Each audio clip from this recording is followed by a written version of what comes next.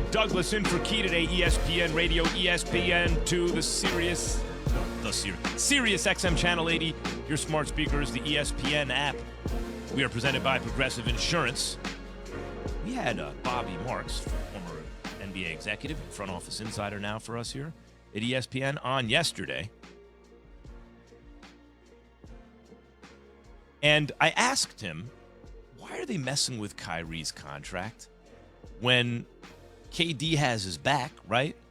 And so in the end, Bobby Marks was saying, well, you know, you'd negotiate still because blah, blah, blah. I'm like, but let's say KD is like, it's either this or I'm out of here. What would you do? He said, I'd fold.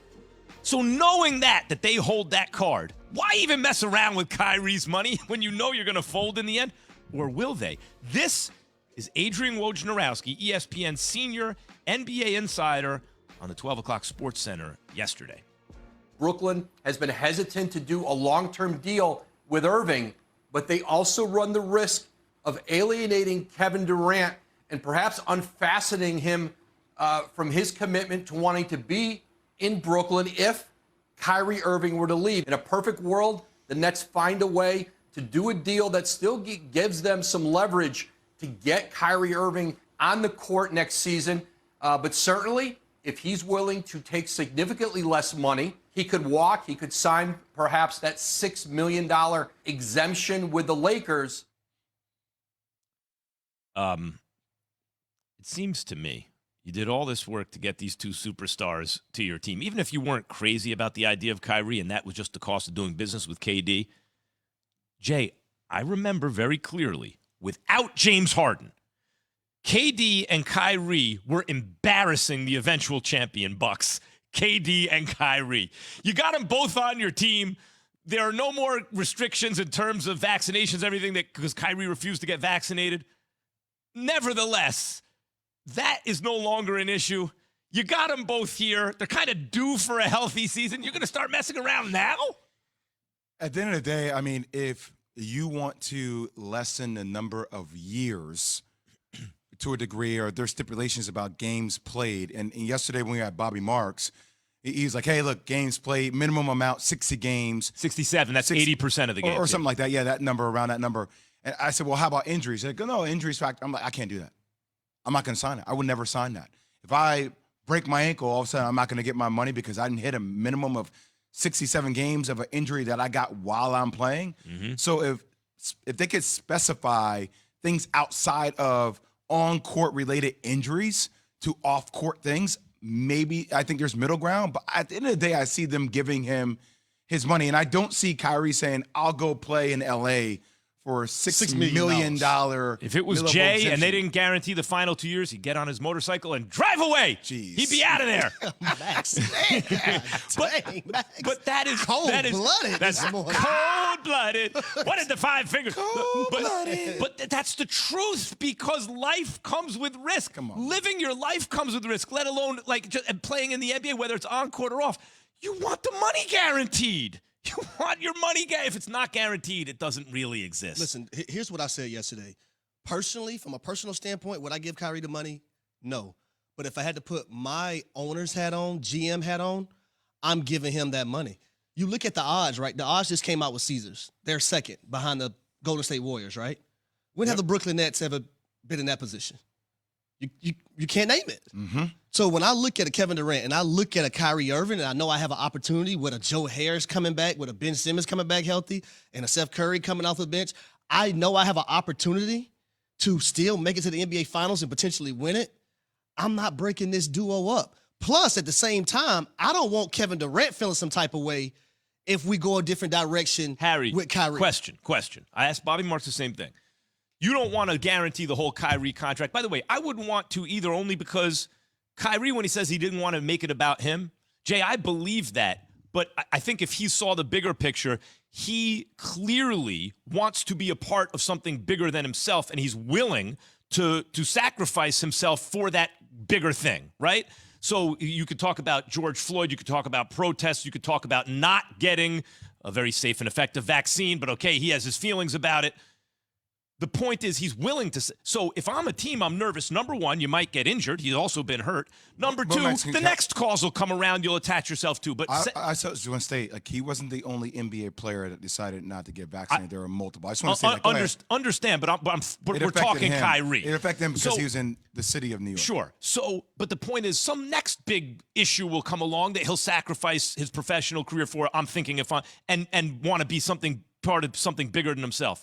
So, Jay, if I'm the team, I don't want to guarantee 4 years. However, if KD comes to me and goes, yo, if you're going to mess with Kyrie, I want out of here. Here, Kyrie, here's your guarantee. You don't have a choice. Would you? You're damn right I would. So what are we doing here, Jay? What would you do, Jay? I'm the one that yesterday said I think there's 0% chance that he goes somewhere else. I've already did it this whole conversation, by the way. So because at the end of the day, your guy who is the person that the franchise listens to as it relates to the direction of where the franchise is going to go is going to look at you and say, yo, he's one of the main reasons I came here. That is my brother. That's a guy I believe I can win a championship with. But the fact is they are going down this road with Kyrie. So they are willing to risk the relationship with Durant. Let's say KD at a certain point, they don't get off this nonsense with Kyrie, and KD's like, I want out.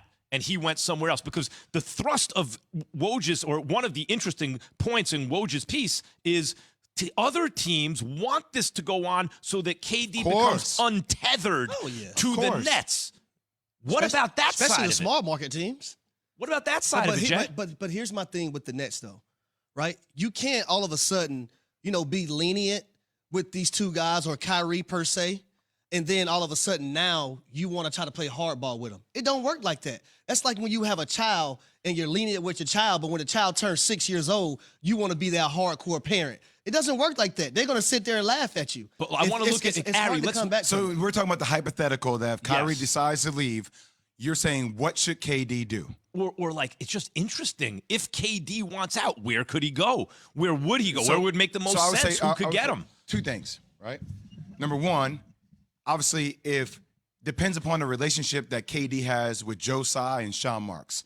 That if he actually acquiesced and he said, okay, we can't get Kyrie, who else could we get in return? Let's make some moves. So number one, staying in Brooklyn, seeing if you could work through that with those guys, because you have a culture, it's beginning to become established.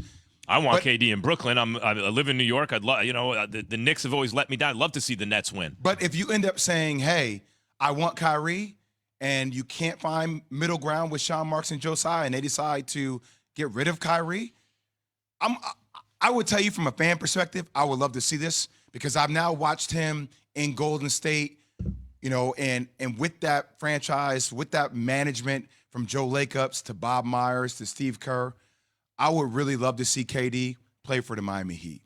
I would, I know that some people are going to say, I would love to. I know some people are going to say you can't do that because you would see him follow in the footsteps of LeBron James.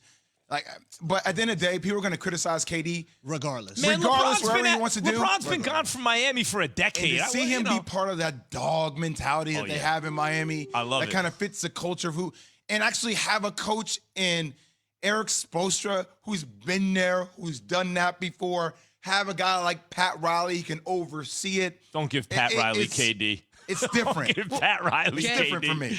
Jay, you just said something really interesting. You said if he goes there, he's following LeBron's footsteps and people would crush KD. Where can Kevin Durant go where people aren't going to crush him? He already joined the Warriors. We're still talking about him joining the Warriors, and he won 2 titles there, and that was like 5 years ago. No, Evan, who cares? Where can Kevin Durant go? He can go to the Knicks. He's not going to get crushed. He can go to the Knicks. Who cares that Kevin Durant doesn't care if he cares. No, what he cares?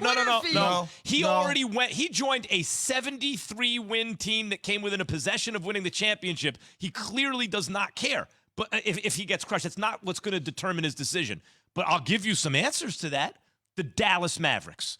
Put him with Luka and watch what happens. There's nothing wrong with him going to the Dallas Mavericks, is there? I don't know how you're going to defend that pick and roll. Good you wouldn't be able to luck. defend it.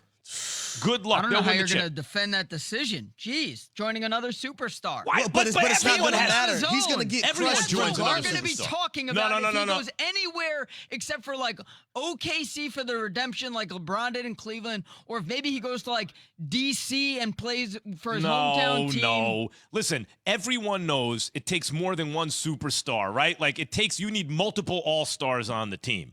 KD going with Luka, that's fine. The issue with KD, the issue with LeBron in Miami is that he got together with another top 3-4 player in the league. You could even argue they were 1 and 2 at that time, plus Chris Bosh. The issue with KD is he upped the ante. He's like, I'm going to go to an already fully baked championship caliber greatest team of all time and just join them. This would be different. This would be like, all right, look, Dallas really needs another piece.